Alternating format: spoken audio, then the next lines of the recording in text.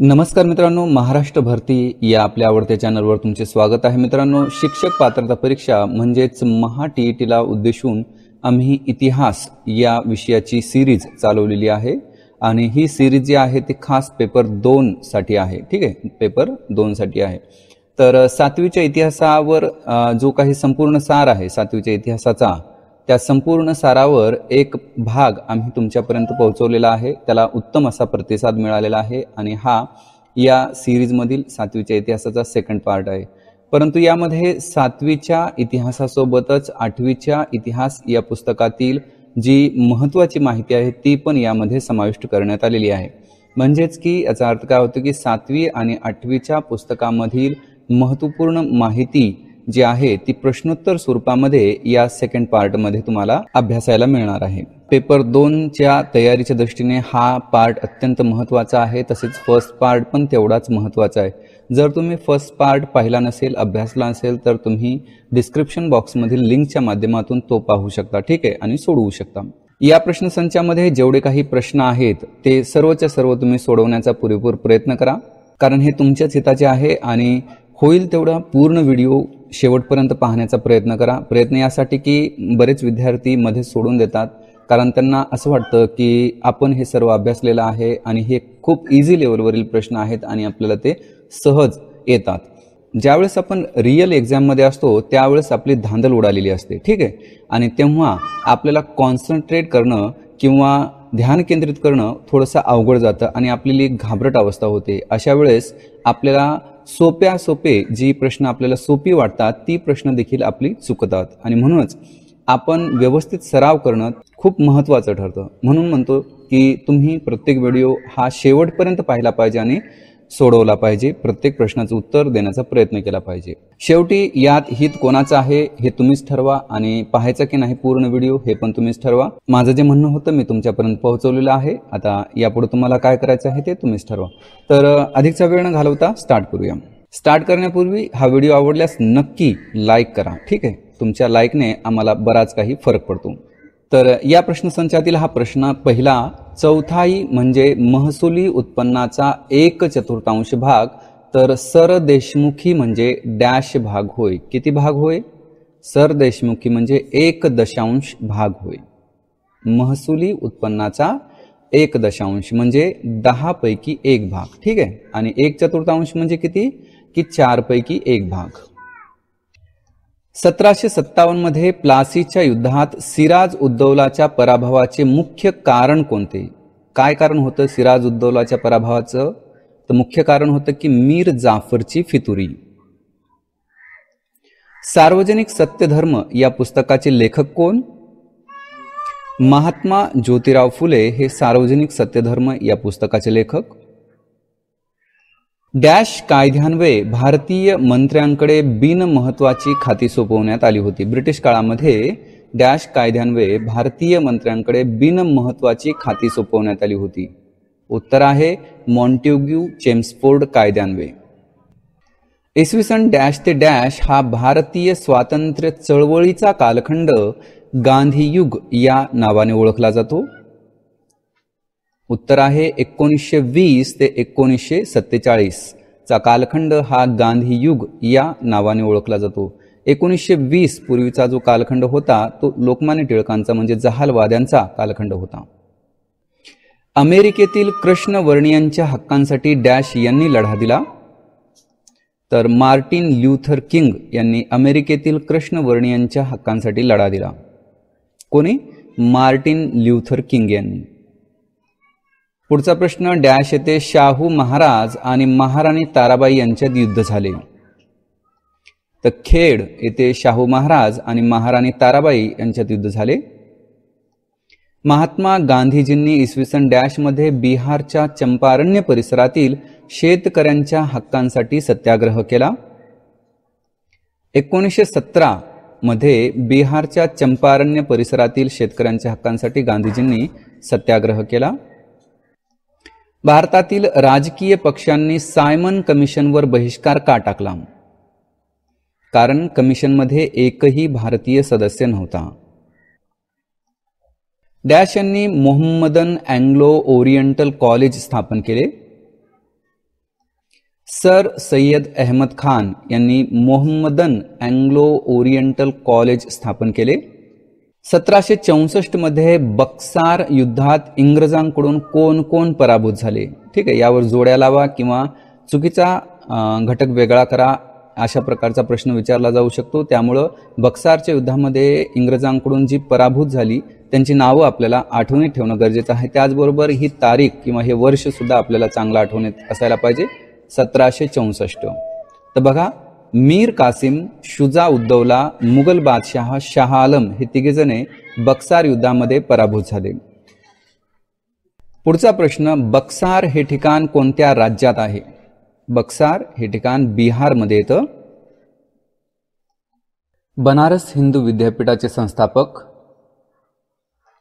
पंडित मदन मोहन मालवीय.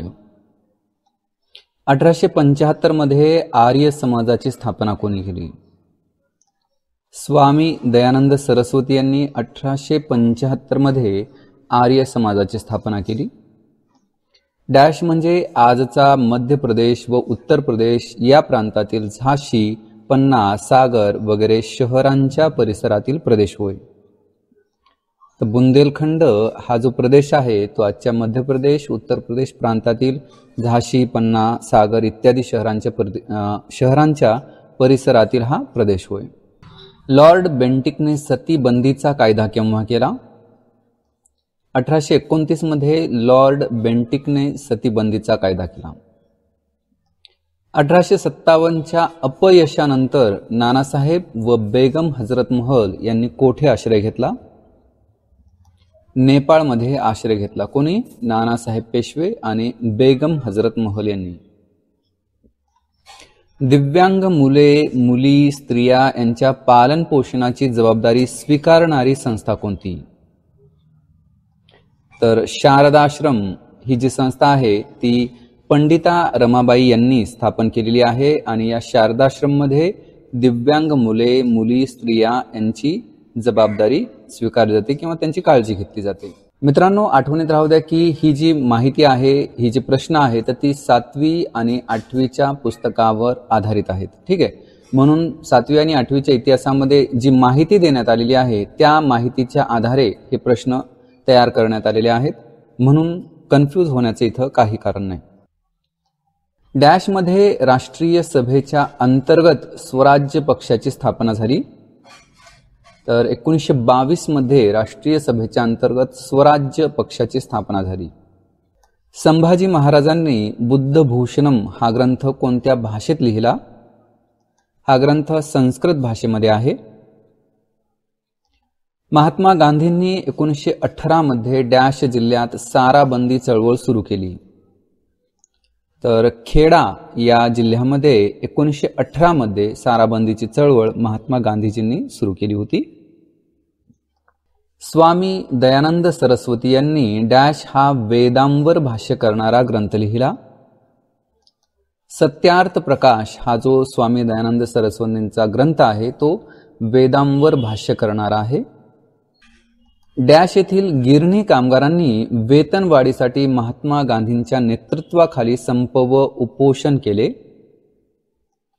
तर अहमदाबाद येथील गिरणी कामगारांनी वेतनवाढीसाठी महात्मा गांधींच्या नेतृत्वाखाली संप व उपोषणे केली. डॅश यांच्या युद्धतंत्राचे वर्णन सेफ डिपॉझिट लॉकर सिस्टम असे केले जाते? तर महाराणी ताराबाई यांच्या युद्धतंत्राचे वर्णन सेफ डिपॉझिट लॉकर सिस्टम असे केले जाते. कोकण किनारपट्टीवरील वसई आणि ठाणे हे भाग डॅशच्या ताब्यात होते? हे भाग पोर्तुगीजांच्या ताब्यात होते. पुण्याच्या परिसरात अनाथ बालिकाश्रम कोणी सुरू केले? महर्षी धोंडो केशव कर्व्यांनी पुण्याच्या परिसरात अनाथ बालिकाश्रम सुरू केले. डॉक्टर केशव बळीराम हेडगेवार यांनी डॅश साली राष्ट्रीय स्वयंसेवक संघाची स्थापना नागपूर येथे केली?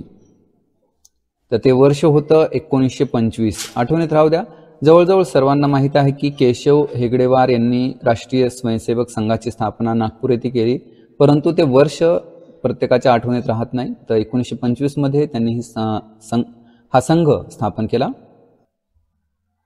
कोणत्या कायद्यास काळा कायदा असे संबोधले जाते? तर रौलट कायद्याला काळा कायदा असे संबोधले जाते. कोलकाता येथे एशियाटिक सोसायटी ऑफ बंगाल ही संस्था कोणी स्थापन केली? ही संस्था विल्यम्स जोन्स यांनी स्थापन केली. विल्यम जोन्स यांनी कोलकाता येथे एशियाटिक सोसायटी ऑफ बंगाल ही संस्था स्थापन केली. 13 एप्रिल 1919 रोजी जलियनवाला बागेत डॅश सणाच्या निमित्ताने सभा आयोजित केली होती. तर तो सण होता बैसाखी. बैसाखी सणाच्या निमित्ताने जलियनवाला बागेमध्ये 1919 मध्ये सभा आयोजित करण्यात आली होती आणि याच सभेवर गोळीबार करण्यात आला होता. डॅश ह्या संभाजी महाराजांच्या पत्नी होत्या. येसुबाई ह्या संभाजी महाराजांच्या पत्नी होत्या. जलियनवाला बाग हत्याकांडास पंजाबचा गव्हर्नर डॅश हा जबाबदार होता. तर त्याचं नाव आहे Michael O'Dwyer. The Mohammedan literary society या संस्थेच्या माध्यमातून मुस्लिम समाजातील धर्म सुधारणेला डॅश यांनी सुरुवात केली. तर अब्दुल लतीफ यांनी या संस्थेच्या माध्यमातून, कोणती संस्था? द मोहम्मदन लिटररी सोसायटी या संस्थेच्या माध्यमातून मुस्लिम समाजातील धर्म सुधारणेला सुरुवात केली. ठीक आहे, तर आठवणीत राहू द्या, द मोहम्मदन लिटररी सोसायटीचे संस्थापक अब्दुल लतीफ. 1799 मध्ये डॅश येथे झालेल्या इंग्रजांसोबतच्या युद्धात टिपू सुलतान मरण पावला. तर श्रीरंगपट्टणम येथे 1799 मध्ये जे युद्ध झालं इंग्रजांसोबत, त्यामध्ये टिपू सुलतान मरण पावला. वेदांकडे परत चला हे ब्रीद वाक्य कोणत्या संस्थेचे आहे? हे वाक्य आर्य समाजाचे आहे. वेदांकडे परत चला. डॅश हे स्वामी विवेकानंदांचे गुरु होते. रामकृष्ण परमहंस स्वामी विवेकानंदांचे गुरु होते. अटक हे ठिकाण आजच्या डॅश मध्ये आहे. हे ठिकाण पाकिस्तानमध्ये आहे. यंग इंडिया हे वृत्तपत्र कोणी चालवले? हे वृत्तपत्र महात्मा गांधींनी चालवले. दत्ताजी शिंदे व अब्दाली यांची डॅशच्या तीरावर बुराडी घाट येथे जोरदार लढाई झाली. तर यमुनेच्या तीरावर बुराडी घाट येथे दत्ताजी शिंदे आणि अब्दाली यांच्यात जोरदार लढाई झाली. डॅश रोजी गांधीजींनी असहकार चळवळ स्थगित केली. 12 फेब्रुवारी 1922 रोजी गांधीजींनी असहकार चळवळ स्थगित केली. असहकाराच्या काळात पुणे जिल्ह्यातील मुळशी येथील शेतकऱ्यांनी शासनाविरुद्ध डॅश यांच्या नेतृत्वाखाली सत्याग्रह केला. सेनापती पांडुरंग महादेव बापट यांच्या नेतृत्वाखाली मुळशी येथील शेतकऱ्यांनी सत्याग्रह केला. स्त्री पुरुष तुलना हा ग्रंथ कोणी लिहिला? या ग्रंथाचे लेखक आहेत ताराबाई शिंदे. स्त्री पुरुष तुलना. शेवटचा गव्हर्नर जनरल लॉर्ड कॅनिंग. पहिला व्हाईसराय लॉर्ड कॅनिंग. म्हणजे गव्हर्नर जनरल हा शेवटचा लॉर्ड कॅनिंग होता आणि तोच ह्या गव्हर्नर जनरलचे पद जेव्हा समाप्त करण्यात आले त्यावेळेस पहिला व्हाईसरॉय म्हणून लॉर्ड कॅनिंगचीच नियुक्ती करण्यात आली. छत्रपती राजारामांचे, इथं राजाराम असं नाव आहे, तर छत्रपती राजारामांचे स्थिर बुद्धी असे वर्णन कोणत्या इतिहासकाराने केले आहे? तर रियासतकार गो स सरदेसाई यांनी छत्रपती राजारामांना स्थिर बुद्धी असं म्हटलं. डॉक्टर बाबासाहेब आंबेडकरांनी एप्रिल 1927 मध्ये डॅश हे पत्र सुरू केले. बहिष्कृत भारत. डॅश यांनी ब्राह्मो समाजाची स्थापना केली. राजा राममोहन रॉय यांनी ब्राह्मो समाजाची स्थापना केली. इसवी सन डॅश मध्ये डॅश प्रांतात ब्राह्मो समाजाची स्थापना करण्यात आली. 1828 मध्ये बंगाल प्रांतात ब्राह्मो समाजाची स्थापना करण्यात आली. कोणी केली? राजा राममोहन रॉय यांनी केली. इसवी सन 1498 मध्ये पोर्तुगीज खलाशी वास्को द गामा आफ्रिकेच्या दक्षिण टोकाला वळसा घालून भारताच्या डॅश बंदरात येऊन पोहोचला. कालिकत बंदरात येऊन पोहोचला. फ्रेंच राज्यक्रांतीने जगाला कोणत्या मूल्यांची देणगी दिली? स्वातंत्र्य, समता, बंधुता ह्या मूल्यांची देणगी फ्रेंच राज्यक्रांतीने दिली. ईस्ट इंडिया कंपनीने डॅश बादशहाकडून परवानगी मिळवून डॅश येथे वखार स्थापन केली. उत्तर आहे जहांगीर आणि सुरत. जहांगीर बादशहाकडून परवानगी मिळवून सुरत येथे ईस्ट इंडिया कंपनीने वखार स्थापन केली. स्वामी विवेकानंदांनी रामकृष्ण मिशन स्थापन केले ते वर्ष कोणते? तर 1897 मध्ये स्वामी विवेकानंदांनी रामकृष्ण मिशनची स्थापना केली. मराठे व अब्दाली यांच्यात पानिपतची तिसरी लढाई केव्हा झाली? तर 14 जानेवारी 1761 रोजी मराठे आणि अब्दाली यांच्यात पानिपतची तिसरी लढाई झाली. भारतीय तरुणांना उठा, जागे व्हा व ध्येय प्राप्ती होईपर्यंत थांबू नका हा संदेश कोणी दिला? हा संदेश स्वामी विवेकानंदांनी दिला. 1855 मध्ये तागाची पहिली गिरणी कोठे सुरू झाली? 1855 मध्ये बंगालमधील रिश्रा या ठिकाणी तागाची पहिली गिरणी सुरू झाली. विधाने आहेत बघा. पहिलं विधान आहे ओडिशामध्ये मध्ययुगीन कालखंडापासून पाईक पद्धती अस्तित्वात होती. पाईक म्हणजे राजाचे खडे सैनिक. या दोन विधानाबद्दल आपलं काय मत आहे? उत्तर आहे दोन्ही विधाने बरोबर आहेत. ओडिशात मध्ययुगीन कालखंडापासून पाईक पद्धती अस्तित्वात होती आणि पाईक म्हणजे राजाचे खडे सैनिक. 1857च्या लढ्यानंतर इंग्रजांनी मुघल बादशहा बहादूर शहाला डॅश येथे कारावासात ठेवले. उत्तर आहे रंगून येथे. राजाराम महाराजांच्या पत्नी महाराणी ताराबाई यांच्या बुद्धी चातुर्याचे वर्णन कोणत्या इतिहासकाराने केले? खाफी खान या मुघल इतिहासकाराने महाराणी ताराबाई यांच्या बुद्धी चातुर्याचे वर्णन केलेले आहे. आठवणीत राहू द्या, महाराणी ताराबाई या राजाराम महाराजांच्या पत्नी होत. गोव्यात सप्त कोटेश्वराचे मंदिर कोणी बांधले? तर गोव्यामध्ये शिवाजी महाराजांनी सप्त कोटेश्वराचे मंदिर बांधले. डॅश यांनी मुंबई येथे देवदासी प्रथेविरुद्ध परिषद भरविली. महर्षी विठ्ठल रामजी शिंदे यांनी मुंबईमध्ये देवदासी प्रथेविरुद्ध परिषद भरवली होती. डॅश यांनी कोलकाता येथे हिंदू कॉलेजची स्थापना केली. राजा राममोहन रॉय यांनी कोलकाता येथे हिंदू कॉलेजची स्थापना केली. डॅश यांनी सेवा सदन संस्थेच्या माध्यमातून स्त्रियांसाठी परिचारिका अभ्यासक्रम सुरू केला. पंडिता रमाबाई यांनी सेवा सदन ही संस्था स्थापली आणि त्या माध्यमातून स्त्रियांसाठी परिचारिका हा अभ्यासक्रम सुरू केला. स्वातंत्र्यवीर सावरकरांनी डॅश येथे हिंदू धर्मातील सर्व जातींना मुक्त प्रवेश असणाऱ्या पतित पावन मंदिराची निर्मिती केली. तर रत्नागिरी येथे, ठीक आहे, स्वातंत्र्यवीर सावरकरांनी रत्नागिरी येथे हिंदू धर्मातील सर्व जातींना मुक्त प्रवेश असणाऱ्या पतित पावन मंदिराची निर्मिती केली. माधवराव पेशवा याने पैठण जवळील राक्षसभुवन येथे कोणाचा पराभव केला? निजामाचा पराभव केला. माधवराव पेशव्यांनी पैठण जवळील राक्षसभुवन येथे निजामाचा पराभव केला. रवींद्रनाथ टागोर यांनी सर या पदवीचा त्याग करण्याचे कारण? जलियानवाला बाग हत्याकांड. इंग्रज आणि डॅश यांच्यात 3 कर्नाटक युद्धे झाली. इंग्रज आणि फ्रेंच यांच्यामध्ये 3 कर्नाटक युद्धे झाली.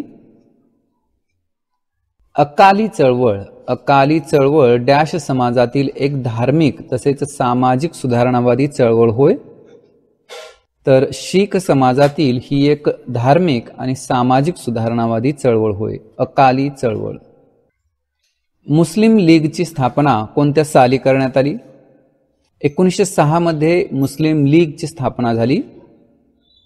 गव्हर्नर लॉर्ड बेंटिकला सतीबंदीचा कायदा करण्यासाठी डॅश यांनी मदत केली. कोणी केली? राजा राममोहन रॉय यांनी. डॅश हे इंग्रजांचे पश्चिम भारतातील प्रमुख केंद्र होते. मुंबई. नामदार गोपाळकृष्ण गोखले यांनी कोणत्या साली भारत सेवक समाजाची स्थापना केली? 1905 साली नामदार गोपाळकृष्ण गोखले यांनी भारत सेवक समाजाची स्थापना केली. आठवणीत राहू द्या की गोपाळकृष्ण गोखले यांचं जे टोपण नाव आहे ते आहे नामदार. ठीक आहे. मोर्ले मिंटो सुधारणा कायदा केव्हा करण्यात आला? हा कायदा 1909 मध्ये करण्यात आला. डॉक्टर बाबासाहेब आंबेडकरांनी 1920च्या जानेवारीत मूकनायक हे डॅश सुरू केले. मूकनायक हे पाक्षिक सुरू केले आणि हे आंबेडकरांनी 1920च्या जानेवारीत सुरू केले. संवाद कौमुदी हे वृत्तपत्र कोणी चालवले? हे वृत्तपत्र राजा राममोहन रॉय यांनी चालवले. गोपाळ गणेश आगरकर यांनी आपल्या डॅश वृत्तपत्रातून बालविवाह संमती वयाचा कायदा यावर परखड मते मांडली. तर सुधारक या वृत्तपत्राच्या माध्यमातून गोपाळ गणेश आगरकरांनी बालविवाह संमती वयाचा कायदा यावर आपली मते परखडपणे मांडली. तर मित्रांनो, आठवणीत राहू द्या की पक्ष म्हणजे 15 दिवसांचा काळ आणि 15 दिवसांनी प्रसिद्ध होणारे ते पाक्षिक, दर दिवसाला प्रसिद्ध होणारे दैनिक आणि आठवड्याला प्रसिद्ध होणारे साप्ताहिक. तसेच दर महिन्याला जे प्रसिद्ध होते ते म्हणजे काय तर मासिक. ठीक आहे. आणि जे वर्षाला प्रसिद्ध होते त्याला काय म्हणतात? वार्षिक. ठीक आहे. द लास्ट सपर या चित्राकृतीचा कर्ता कोण? हे चित्र लिओनार्दो द विंची यांनी तयार केलेले आहे किंवा बनवले आहे. विधाने आहेत. इसवी सन 1450 मध्ये जोहान्स गुटेनबर्ग यांनी छपाई यंत्राचा शोध लावला. गुटेनबर्ग ब्रिटनचा रहिवासी होता. तर यावर आपलं काय मत आहे? उत्तर आहे दुसरे विधान चुकीचे आहे. बघा, 1450 मध्ये जोहान्स गुटेनबर्ग यांनी छपाई यंत्राचा शोध लावला खरा, परंतु गुटेनबर्ग हे ब्रिटनचे रहिवासी नाहीत, ते जर्मनी या देशाचे रहिवासी होत. पुढचा प्रश्न, 1853 मध्ये डॅश यांनी मुंबईत पहिली कापड गिरणी सुरू केली. तर कावसाजी नानाभाई दावर यांनी 1853 मध्ये मुंबईमध्ये पहिली कापड गिरणी सुरू केली. विधाने आहेत. दुहेरी राज्यव्यवस्थेत महसूल गोळा करण्याचे काम बंगालच्या नवाबाकडे सोपवण्यात आले. आणि दुसरं विधान आहे शांतता व सुव्यवस्था राखण्याचे काम कंपनीने स्वतःकडे घेतले. तर या दुहेरी राज्यव्यवस्थेबद्दलची 2 विधाने दिली आहेत, त्याबद्दल आपलं काय मत आहे? ही विधाने बरोबर आहेत का एखादं विधान चुकीचं आहे का सर्व विधाने चुकीची आहेत का सर्व बरोबर आहेत?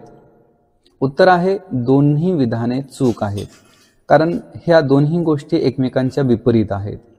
कारण दुहेरी राज्यव्यवस्थेमध्ये महसूल गोळा करण्याचे काम एक कंपनीने स्वतःकडे घेतले होते आणि शांतता व सुव्यवस्था राखण्याचे काम हे नवाबाकडे सोपवण्यात आले होते. मराठ्यांनी श्रीरंगपट्टणम जवळील डॅश येथे म्हैसूरचा सुलतान हैदर अलीचा पराभव केला. तर मोती तलाव येथे मराठ्यांनी श्रीरंगपट्टणम जवळील मोती तलाव येथे हैदर अलीचा पराभव केला होता. आठवणीत राहू द्या की टिपू सुलतान हा जो आहे तो हैदर अलीचा मुलगा होय. पुढचा प्रश्न आहे 1857 स्वातंत्र्य समर हे प्रसिद्ध पुस्तक कोणी लिहिले? हे पुस्तक स्वातंत्र्यवीर सावरकरांनी लिहिले. 1848 साली मुंबई येथे परमहंस सभेची स्थापना डॅश यांनी केली. दादोबा पांडुरंग तरखडकर यांनी परमहंस सभेची स्थापना मुंबईमध्ये केली आणि त्याचे स्थापना वर्ष जे आहे ते आहे 1848. पुढचा प्रश्न, ओडिशा प्रदेशात स्वतंत्र राजांचे जे खडे सैनिक होते त्यांना डॅश असे म्हणत. त्यांना पाईक असे म्हटले जात. ओडिशा प्रदेशामध्ये एक परंपरा होती खड्या सैनिकांची, जे की प्रत्येक स्वतंत्र राजाचे खडे सैनिक असे आणि त्याला पाईक असे संबोधले जात. इंग्रजांनी इसवी सन डॅश मध्ये पुणे ताब्यात घेऊन तेथे युनियन जॅक हा ध्वज फडकवला. तर 1817 मध्ये इंग्रजांनी पुणे ताब्यात घेतले आणि तेथे त्यांचा ध्वज जो आहे युनियन जॅक तो फडकवला. तमिळ काव्याचे पितामह कोणास म्हटले जाते? सुब्रमण्यम भारती यांना म्हटले जाते. बिहारमध्ये डॅश या आदिवासी जमातीने ब्रिटिशांच्या विरोधात लढी दिली. तर संथाळ या आदिवासी जमातीने, जी की बिहारमधील आहे, त्यांनी ब्रिटिशांविरुद्ध लढे दिले. शिवकाळातील मंदिरे यादवकालीन डॅश पद्धतीची आहेत? हेमाडपंथी पद्धतीची आहेत. शिवकाळात डॅश प्रसिद्ध स्थापत्य विशारद होता? तर हिरोजी इंदुलकर. आठवणीत राहू द्या, हिरोजी इंदुलकर हा शिवकाळातील एक प्रसिद्ध स्थापत्य विशारद होता. डॅश यांनी 1913 मध्ये भारतीय चित्रपट सृष्टीची मुहूर्तमेढ रोवली? दादासाहेब फाळके यांनी. एनफिल्ड बंदुकीच्या काडतुसावरील आवरणाला डॅश व डॅशची चरबी लावली जात असे? गायीची व डुकराची चरबी लावली जात असे. 1857च्या उठावात खानदेशात डॅश यांच्या नेतृत्वाखाली भिल्लांनी उठाव केला? कजार सिंग यांच्या नेतृत्वाखाली भिल्लांनी उठाव केला. कोठे? खानदेशमध्ये. 1802 मध्ये डॅश पेशव्याने वसईच्या तहानुसार तैनाती फौजेचा करार स्वीकारला? उत्तर आहे दुसऱ्या बाजीराव पेशव्याने हा करार स्वीकारला. कोणी? 1802 मध्ये दुसरा बाजीराव पेशव्याने वसईच्या तहानुसार तैनाती फौजेचा करार स्वीकारला. इंग्रजांचा पराभव केल्याबद्दल दिल्लीच्या बादशहाने डॅश यांना वकील ई मुतलक हे पद देऊ केले? महादजी शिंदे यांना दिल्लीच्या बादशहाने वकील ई मुतलक हे पद देऊ केले, कारण त्यांनी इंग्रजांचा पराभव केला होता. सवाई माधवराव पेशव्यांच्या काळात डॅश हा प्रख्यात चित्रकार होता? गंगाराम तांबट हा एक प्रख्यात चित्रकार होता सवाई माधवराव पेशव्यांच्या काळात. डॅश मध्ये लॉर्ड डलहौसीने विधवा पुनर्विवाहाला मान्यता देणारा कायदा केला? तर 1856 मध्ये लॉर्ड डलहौसीने विधवा विवाहाला पुनर्विवाहाला मान्यता देणारा कायदा केला. शतपत्रांच्या माध्यमातून स्त्री पुरुष समानतेचा पुरस्कार कोणी केला? गोपाळ हरी देशमुख, ज्यांना लोकहितवादी या नावाने ओळखले जाते. राष्ट्रीय सभेच्या अध्यक्षीय भाषणात सर्वप्रथम, आठवणीत राहू द्या, सर्वप्रथम डॅश यांनी स्वराज्य या शब्दाचा उच्चार केला? दादाभाई नौरोजी यांनी सर्वप्रथम स्वराज्य या शब्दाचा उच्चार केला होता.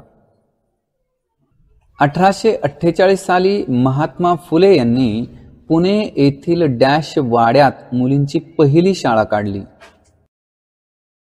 तर भिडे वाड्यामध्ये मुलींची पहिली शाळा महात्मा फुल्यांनी 1848 मध्ये काढली. पुढचा प्रश्न, पाईकांनी इंग्रजाविरुद्ध जो सशस्त्र उठाव केला त्याचे नेतृत्व कोणी केले? तर बक्षी जगनबंधू विद्याधर यांनी पाईकांचे नेतृत्व केले ज्यावेळेस पाईकांनी इंग्रजाविरुद्ध सशस्त्र उठाव केला त्यावेळी. लोकहितवादी कोणास म्हटले जाते? तर आत्ताच आपण पाहिलं की गोपाळ हरी देशमुखांना लोकहितवादी असे म्हणतात. गोपाळ हरी देशमुख यांनी डॅश साप्ताहिकातून शतपत्रे लिहिली. उत्तर आहे प्रभाकर या साप्ताहिकातून गोपाळ हरी देशमुख उर्फ लोकहितवादी यांनी शतपत्रे लिहिली. युरोपीय इतिहासात मध्ययुगाचा डॅश टप्पा प्रबोधन युग म्हणून ओळखले जाते. अखेरचा टप्पा आठवणीत राहू द्या, इम्पॉर्टंट प्रश्न आहे, असे प्रश्न विचारले जातात. बघा, युरोपीय इतिहासामध्ये मध्ययुगाचा कालखंड हा प्रबोधन युग म्हणून ओळखला जातो, हे बरोबर आहे. परंतु मध्ययुगाचा कोणता कालखंड, पहिला का मधला का शेवटचा? तर उत्तर काय आहे? अखेरचा म्हणजेच शेवटचा टप्पा हा प्रबोधन युग म्हणून ओळखले जाते. विधाने आहेत. प्रबोधन, धर्मसुधारणा चळवळ आणि भौगोलिक शोध या घटनांमुळे आधुनिक युगाचा पाया घातला गेला आणि म्हणून या काळाला प्रबोधन युग असे म्हणतात. तर या दोन विधानांबद्दल आपलं काय मत आहे? तर दोन्ही विधाने बरोबर आहेत.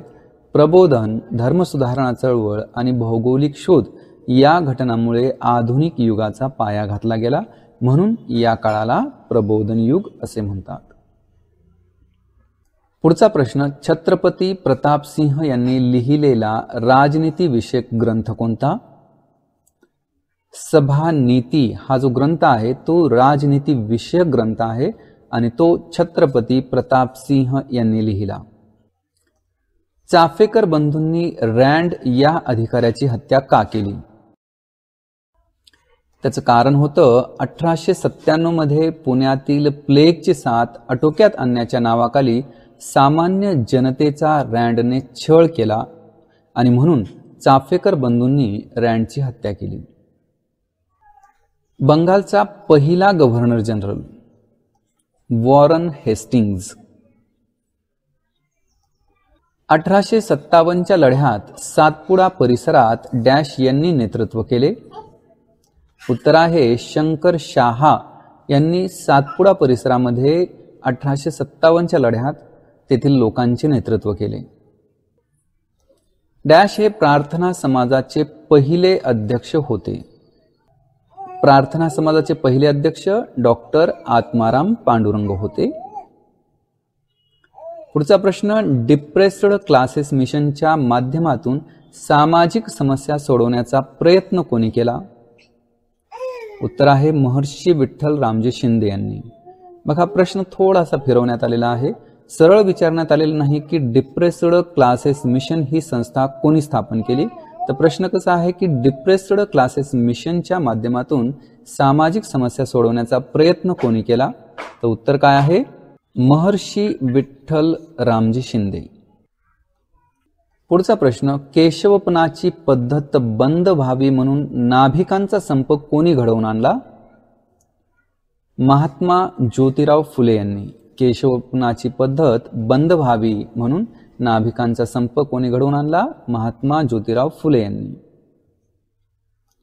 भांडारकर प्राच्यविद्या संशोधन मंदिर ही संस्था कोठे आहे? महत्वाचा प्रश्न आहे, यावर प्रश्न विचारला जाण्याची दाट शक्यता आहे.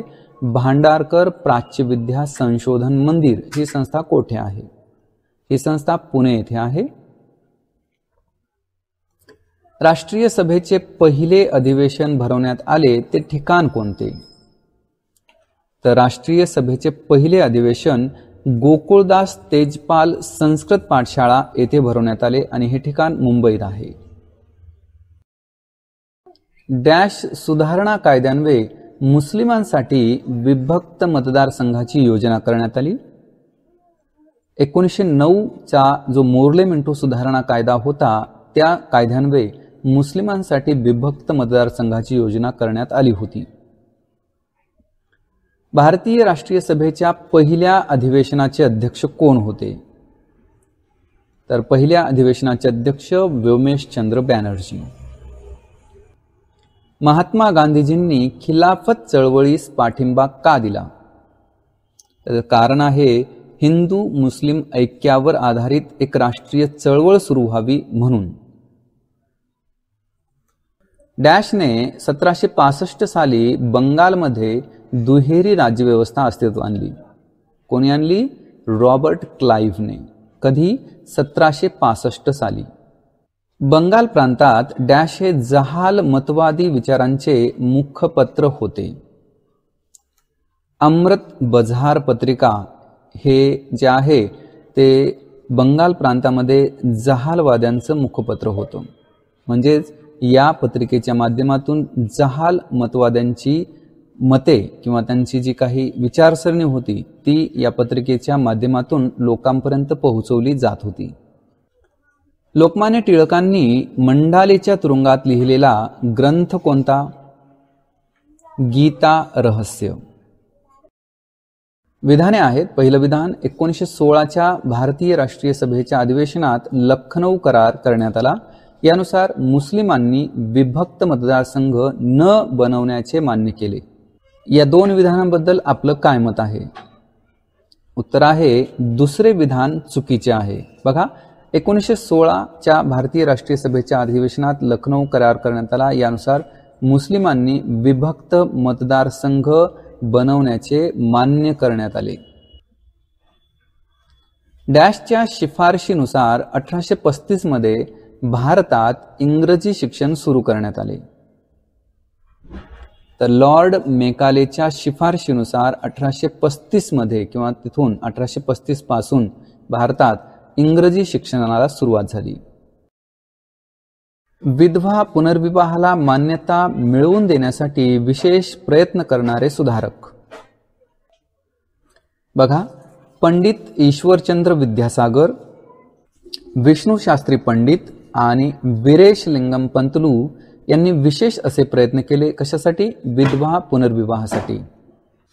भारतात होमरूल चळवळ सुरू करणारे पुढारी लोकमान्य टिळक आणि Annie Besant. Doctor Annie Besant. Doctor Annie Besant कोणत्या देशाच्या रहिवासी होत्या? त्या आयर्लंड या देशाच्या रहिवासी होत्या. डॅशने निबंधमाला या मासिकातून विविध सामाजिक व सांस्कृतिक विषयांवर भाष्य केले. विष्णू शास्त्री चिपळूणकर यांनी निबंधमाला या मासिकाच्या माध्यमातून विविध सामाजिक तसेच सांस्कृतिक विषयांवर भाष्य केले. ईस्ट इंडिया कंपनीच्या फौजेतील भारतीय सैनिकांनी 1806 साली डॅश येथे तर 1824 साली डॅश येथे उग्र उठाव केले. तर ती ठिकाणे होती वेल्लोर आणि बराकपूर. 1806 मध्ये वेल्लोर येथे आणि 1824 मध्ये बराकपूर येथे उग्र उठाव करण्यात आले. प्रतियोगी सहकारितेचे धोरण कोणी अवलंबले होते? लोकमान्य टिळकांनी प्रतियोगी सहकारितेचे धोरण अवलंबले होते. औरंगजेबाने रायगडाला वेढा घालण्यासाठी कोणाला पाठवले होते? उत्तर आहे जुल्फिकार खान यास रायगडाला वेढा घालण्यासाठी औरंगजेबाने पाठवले होते. महात्मा ज्योतिराव फुले यांनी सत्यशोधक समाजाची स्थापना केव्हा केली? आता प्रत्येकालाच माहित आहे की सत्यशोधक समाजाची स्थापना ही महात्मा ज्योतिराव फुले यांनी केली, पण कधी केली? तर ते आहे 1873 मध्ये. डॉक्टर बाबासाहेब आंबेडकरांनी कोणकोणती वृत्तपत्रे चालवली? तर बघा, बहिष्कृत भारत, जनता, प्रबुद्ध भारत ही वृत्तपत्रे डॉक्टर बाबासाहेब आंबेडकरांनी चालवली. लोकमान्य टिळकांनी डॅश हे स्वराज्य नव्हे आणि त्याचा पायाही नव्हे अशा शब्दात डॅश कायद्यावर टीका केली. मॉन्टेग्यू चेम्सफर्ड हा जो कायदा आहे या कायद्यावर त्यांनी म्हणजेच लोकमान्य टिळकांनी हे स्वराज्य नव्हे आणि त्याचा पायाही नव्हे अशा शब्दामध्ये टीका केली. चौराचौरी हे ठिकाण कोठे आहे? हे ठिकाण गोरखपूर जिल्ह्यामध्ये आहे. 1920 मध्ये राष्ट्रीय सभेच्या नागपूर अधिवेशनात डॅश यांनी असहकाराचा ठराव मांडला. इम्पॉर्टंट प्रश्न आहे. तर उत्तर आहे चित्तरंजन दास यांनी असहकाराचा ठराव मांडला होता. कोणत्या अधिवेशनात? 1920 मध्ये भरलेल्या राष्ट्रीय सभेच्या नागपूर अधिवेशनात.